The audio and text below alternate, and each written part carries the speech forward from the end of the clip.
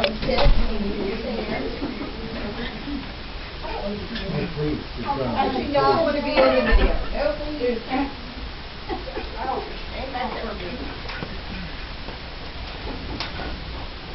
Hello. So, wait, do you prompt me on the first part? No, go ahead. Okay. Tell us about your paper, what you did it on, and your main point. I did my paper on school policies and on the way that administrators set school policies and decide how a school needs to run and what policies to make. I wrote my paper saying that intuition and common knowledge and reasoning based on common knowledge aren't sufficient to get the most beneficial possible school running. That in order to run a school in the best possible way, you need to look into empirical scientific data onto how children's and teenagers' minds work, and then base the policies on that knowledge. That way the school can mesh as well as possible with the way children learn that. So on the main points, I mostly pointed out ways that schools make policies based on intuition and common reasoning and common knowledge that work well, but not as well as they could. The first thing I discussed is something poetry actually does pretty well, which is that students who are completely new to a topic learn best by seeing examples, while students who have some experience with a topic learn best by practicing it themselves. And you can see that textbook authors and teachers here both know that, because in textbooks, the instructional text is leaves with examples of the author performing the problems, and then it's at the end of the chapter where the students get the problems that they themselves carry out.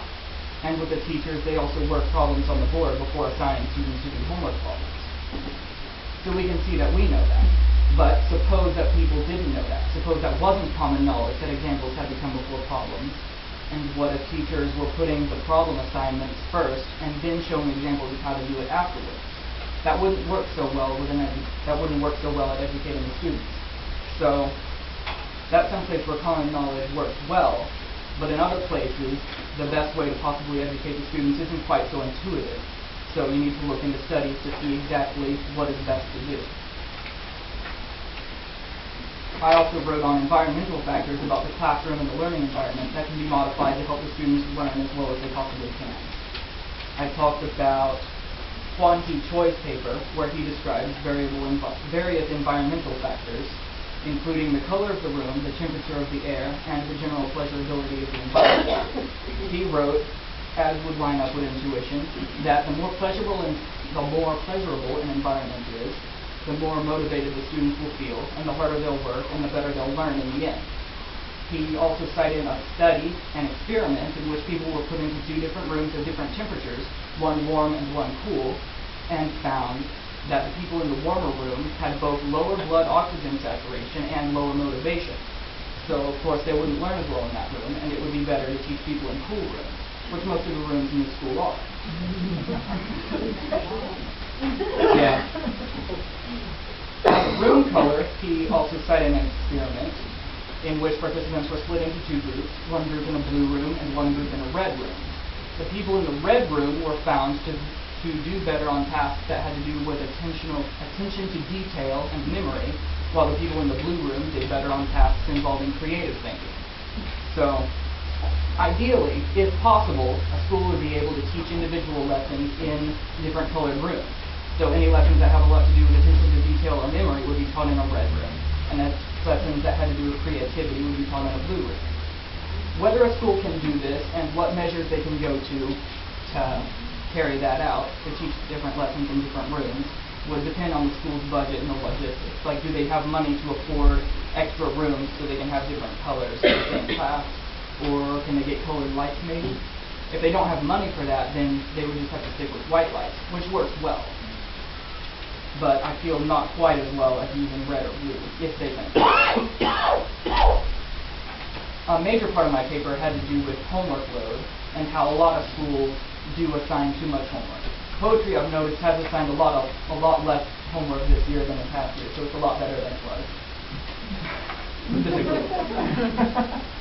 So, based on intuition, it seems like more homework automatically means more learning and more education. But looking at studies, that's not quite the case.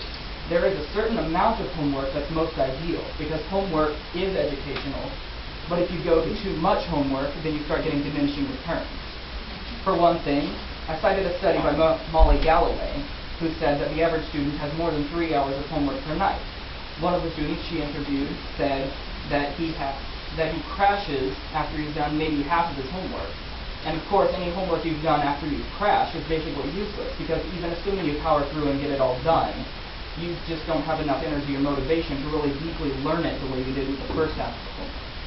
So all that latter homework, all the extra homework that was assigned, basically didn't do anything to the student's education, and it basically wasted your time. So you have to keep the entire school, all the teachers collectively, have to make sure they only assign enough homework that the student can complete it all before he crashed. Otherwise, any more homework wouldn't serve any more purpose. Secondly, many students in the study reported that homework was causing them to have less than 8 hours of sleep per night, which hurts in every area, including academically, because the next day when they go into class, if they're sleep deprived, they won't be able to learn very well. So it really costs them later education. On a non-academic note, Galloway said that the more homework a student has to do per night, the higher the likelihood that they'll have to drop extracurriculars to make time to get it done. And considering that school is founded with the purpose of helping children to grow, if you're costing them the ability to do individual growth by going to extracurriculars, then you're kind of defeating the purpose of the school itself. By assigning so much homework, they can't do anything else. When a school gives its students such a heavy homework load, hang on a second. Yeah, when you give that much homework, it ends up defeating its own purpose, because part of the homework can't be done because they're so tired. The next day's learning can't be done because they're sleep deprived, and individual growth and exploration can't be done because they just don't have time. So the school, by doing more than it should, has actually ended up doing less good than it could have. So homework has to be done in moderation. I was thinking perhaps they based it on the intuition that more homework is more education, and more homework equals more learning, but it's not quite as intuitive as that. And if they look into studies like these, then they can see that, change their homework methods, and actually increase the students' learning. And that homework was a major part of my paper, is why I spent so long discussing it specifically. Those are what I consider the most interesting of my main points. Good. I got a question. Yeah. What happens if the room is white? If the room is white, I don't know if that really has a difference. I mean, if you look at poetry, obviously students learn well enough in a rough room. There's been many studies in which also with the things fluorescent lighting discourage concentration. So many schools have even tried to limit fluorescent lighting.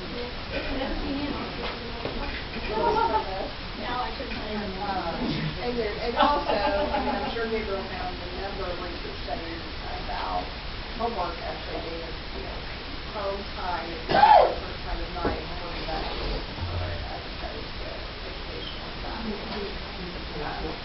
Okay. The other thing that, go ahead. Well, I had a question.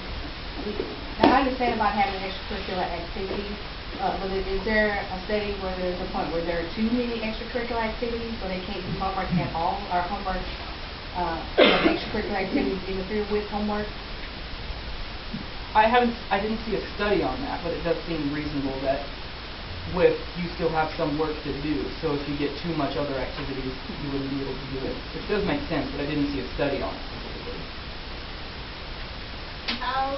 You said that you didn't feel like you were getting as much homework this year. Why do you think that? Because I have a lot more free time this year. In previous years, I was losing sleep. And that could have had to do with me putting off homework too long. But I still put off homework, and I still haven't used this time for it. So I haven't changed that much, but the homework is easier for me to get done. So I feel like there's probably less homework now than there was. It could have been a difference between the senior and junior classes, maybe. Like maybe seniors have always had less.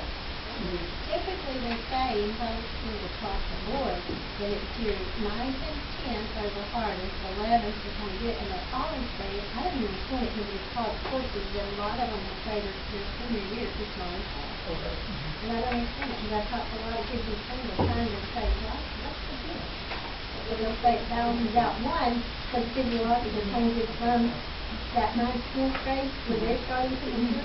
But they have a hard time coordinating everything they have to do. This is changes that are going on in the homeland. To me, here it would be more easily explainable in that they learn which study from Mr. Bowman's class. They learn Right, what a study year from ago. Ms. Jones or Ms. Williams. Public school, they can't learn that. They've got a different teacher every year. And also to add to that, Jane, you know, I have 2 freshmen, and in freshman year, they have actually 3 STAR tests that they have to take, versus in their junior year, they have 1. So they hit them all Oh, when they're yeah. freshmen. Right. So my kids had to take 3 of them this year for their freshman year.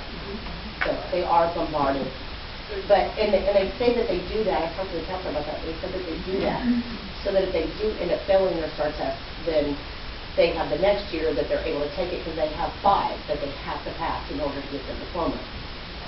Well, a lot of seniors will plan into the senior year. They'll By taking take it. everything that freshmen, a lot of the reasons why they have it. Well, they have a lot of off classes so they can go to work and all of that, so. The other thing, Gabriel, we always ask is,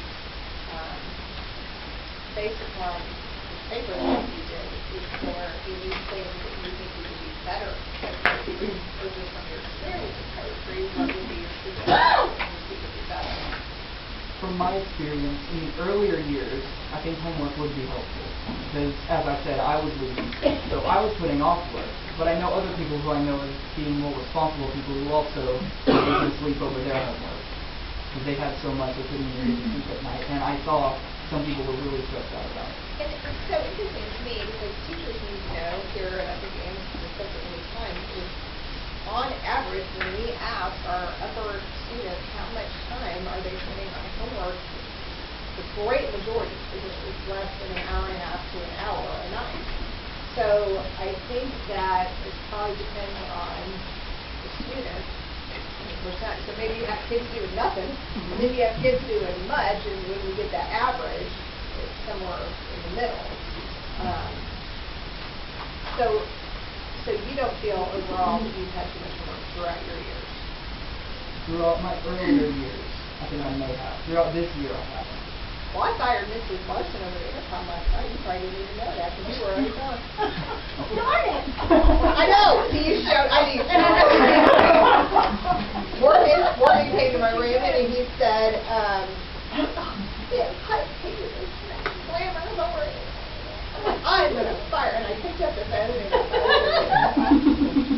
and The donation was this morning. She did that. I know she's gone away from there.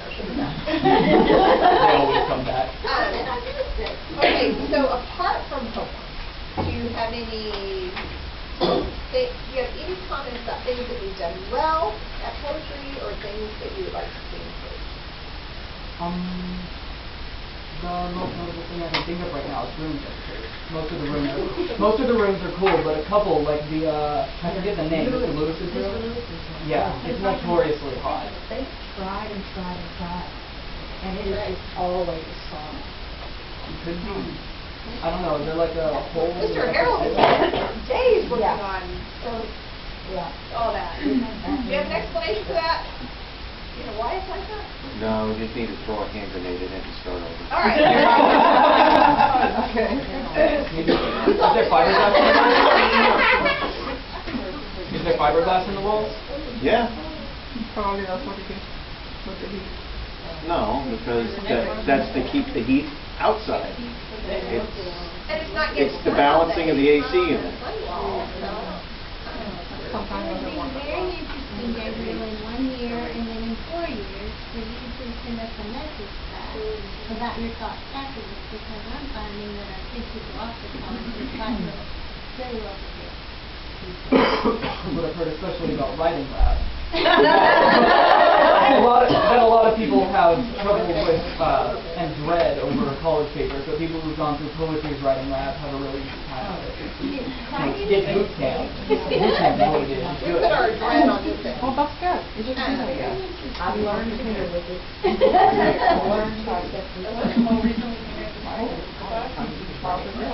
I told Kara, 8th grade, we're going back to school. We're not homeschooling anymore because we're past the point, we need to have your writing start now. It's been June. Right. Gabriel, what are your plans? My plans, the very next year after high school, I'm going into college at UC Dallas. And I'm planning on majoring in mechanical engineering. It would be a very good one. So I need to figure out what classes exactly I need to take for that over the summer. Don't what? They'll tell you They won't everything. tell me. Oh, they will? They will. Oh, okay. Yeah, They will. They will tell you Okay. everything you need. Advisor, and they'll give you the study plan, what you need to take.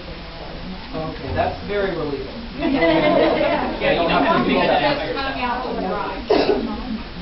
Are you gonna live on campus or will you? Yes, at least for the first year I am. Mr. Lewis? Don't ever take a math course over the summer, Yeah. college level. That's the only way I pass calculus. Sometimes You that won't has get as- empathy on you in the You won't get summer. as much. Yeah, and you love being with me.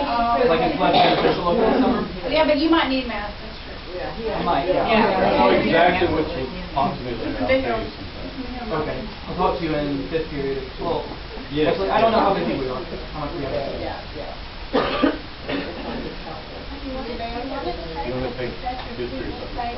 Because it's bad if you get one, you're not prepared for the next course. And then you cannot understand. Yeah, so that's something I do need to do. Do they have the same course taught by different professors at the same time? Oh, yeah. Oh, okay, good. They have online student review. Okay, good, good.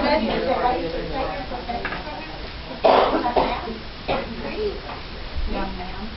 It's good information, even though it's first year, it's going to be scary.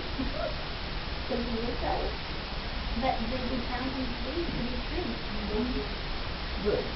So then I don't have to go to talk to like 10 different students to see who says what about this professor.